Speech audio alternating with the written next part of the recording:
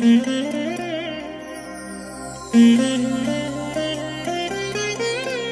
దినం పరము నుండి దిగివచ్చు మాట. ఇది నీ జీవితానికి వెలుగుల బాట. నీ ఒడిలో ఉంచబడిన దీవెనల మూట, అద్భుతాల ఆనంద ఊట.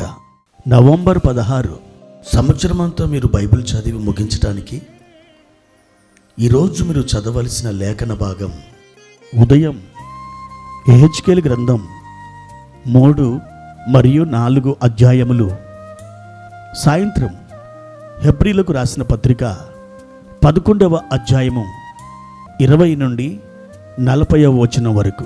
ప్రియమైన దేవుని బిడ్డలారా, ఈ ఉదయకాల సమయంలో ప్రభు కృప మీకు తోడై ఉండునుగాక. ఈరోజు ఎన్నెన్నో ఆలోచనలతో మీరు నిద్ర నుండి మేలుకొని ఉంటారు.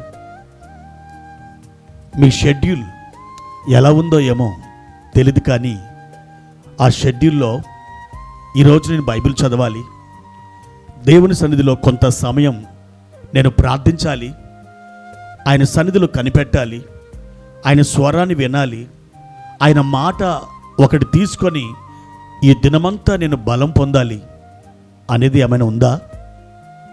ఒకవేళ అలా లేకపోతే ప్రియ దేవుని బిడ్డ, ఒక విచారకరమైన మాట చెప్పనా?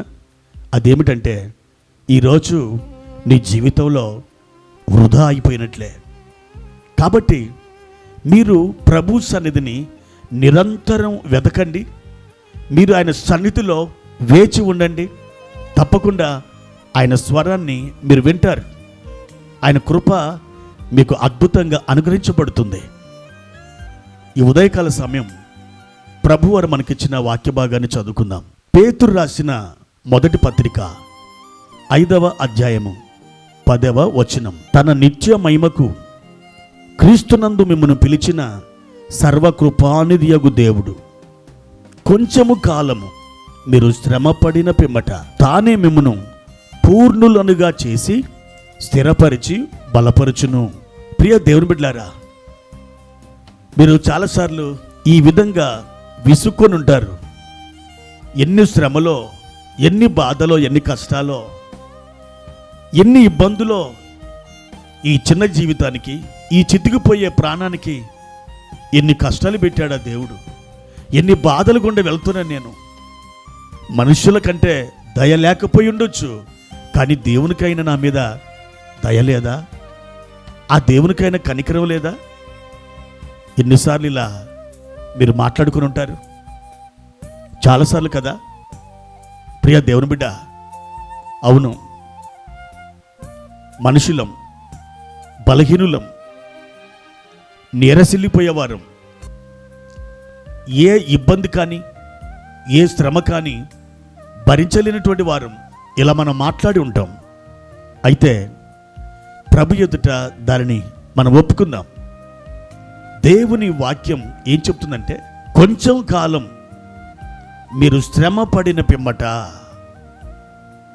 శ్రమ అనేది కొద్ది కాలమే అని దేవుని యొక్క వాక్యం సెలవిస్తుంది. ఆ కొద్ది కాలం మీరు ఆ శ్రమలో ఉన్నప్పుడు దేవుడు మిమ్మల్ని వదిలేసి ఒంటరిగా మిమ్మల్ని ఆ మూలకు త్రోసేసి ఆయన ఎక్కడికో ఆ ఎత్తైన శిఖరం మీద ఏమేమో ఆలోచించుకుంటూ కూర్చుంటాడు అని మీరు అనుకుంటున్నారా? లేదు ప్రియ దేవుని బిడ్డ, మీరు అగ్నిగుండ నడిస్తే మీతో పాటు అగ్ని గుండములకు దిగి వస్తాడు.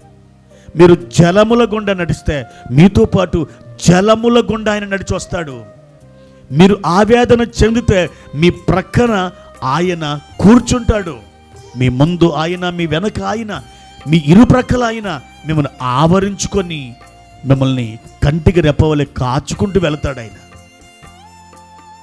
ప్రియ దేవుని బిడ్డలారా, ఈ శ్రమ భరించడానికి తగిన కృపను దేవుడికి దయచేస్తాడు. ఈ శ్రమ అట్టే ఎల్లకాలం మీతో ఉండిపోదు. ఈ శ్రమ నుండి మీరు బయటపడే దినం అతి సమీపంలో ఉంది. ఆ దినమున మీ హృదయాలు హర్షిస్తాయి, మీ పెదవులు ప్రహర్షిస్తాయి, మీ గొంతు ఒక అద్భుతమైన స్తుతి కీర్తనను ఆలపిస్తుంది. గంతులు వేసి ప్రభును మహిమపరుస్తారు. ప్రియ దేవుని బిడ్డ, దేవుడు మిమ్మల్ని వదిలేశాడని, మర్చిపోయాడని, పట్టించుకోవడం లేదని, నా మీద ప్రేమ లేని దేవుడిగా ఆయన ఉంటున్నాడని ఏమాత్రం మీరు తలపోయవద్దు. ఆయన మీతో కూడా ఉన్నాడు. అయితే మీరు పడుతున్న ఈ శ్రమ, ఈ వేదన, ఈ బాధ కొద్ది కాలమే. ఆ తర్వాత ఆయనే మిమ్మలను పూర్ణులుగా చేసి ఆయన స్థిరపరిచి మిమ్మల్ని బలపరచబోతున్నారు. ఒక స్థిరత్వాన్ని, ఒక బలాన్ని ఆయన మీకు అనుగ్రహించబోతున్నారు. మీకు మేలే కానీ కీడు ఏమీ సంభవించదు. ప్రతి కీడు నుండి ఆయనే మిమ్మల్ని తప్పించి సమృద్ధి గల ఆ మేలు గల చోటుకి మిమ్మల్ని తోడుకొని వెళ్తున్నాడు. ఈరోజు దేవుడు మీ పట్ల వ్యవహరించే తీరు మీకు అర్థం కాకపోవచ్చు, కానీ రేపటి దినాన ప్రభువుని కృతజ్ఞతాస్తుతులతో ఆయన సన్నిధిలో మీరు ఉత్సాహ గానం చేయబోతున్నారు. మీ పోరాటం, మీ యుద్ధం ఒక స్తుతి కీర్తనగా మారబోతుంది. అవును ప్రియ దేవుని బిడ్డ, దేవుని వాక్యం మీకు ఈ మాట తెలియచేస్తుంది. పరిశుద్ధాత్ముడు ఈ మాటను మీకు విడుదల చేస్తున్నాడు. కొద్ది దినముల పిమ్మట మీరు స్థిరపరచబడతారు, బలము పొందుతారు. మీలో ఒక ఆనందం ఎల్లప్పుడూ స్థిరపడిపోతుంది. ఆశీర్వాద ప్రభంజనములో మీరు తలమునకలవుతారు. ఆ దినం ఎంతో దూరం లేదు, అదిగో వచ్చేస్తుంది. నిరీక్షణతో కనిపెట్టండి. ప్రభు కృప మీకు తోడైననుగాక. ప్రార్థన. ప్రియమైన తండ్రి, మీ ఘనమైన నామానికి వందనాలు. ఈ ఉదయకాల సమయంలో మీరు మమ్మల్ని ప్రేమించిన విధానాన్ని బట్టి వందనాలు. మీరు మమ్మల్ని మర్చిపోలేదు, విడిచిపోలేదు. మీరు మమ్మల్ని తలంచుకుంటున్నారు. మీ అద్భుతమైన కృప మా మీద విడుదల చేస్తున్నారు. మీరు స్థిరపరిచి బలపరచబోతున్నారు.